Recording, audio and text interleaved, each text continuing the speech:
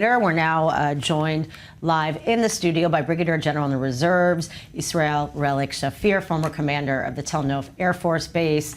Good evening and good to see you. So obviously we're hearing more about some potential hostage deal. It's hard to say Hamas would and Israel would, because we know that nothing has come to fruition and they are a terror organization. It's hard to really trust them at their word. But this time, do you think there's a chance that we could reach this deal?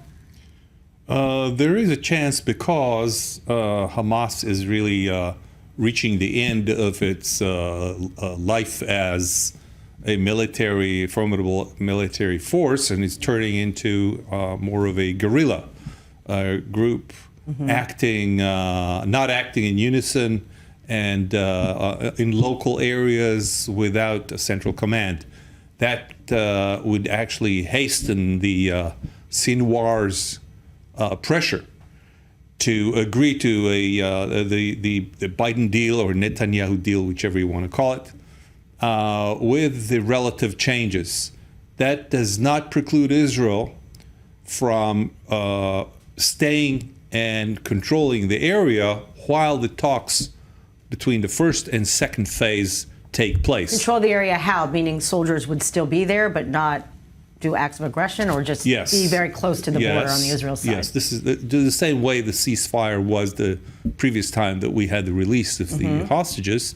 That will remain to be seen, but the decision by Hamas is probably because they're getting closer. There's a higher chance they're getting closer, as I said, to the end of their warring time. There is a chance that they will accept this, or at least there'll be a common ground on the other side, including the Egyptians, the Qataris, the United States, and ourselves.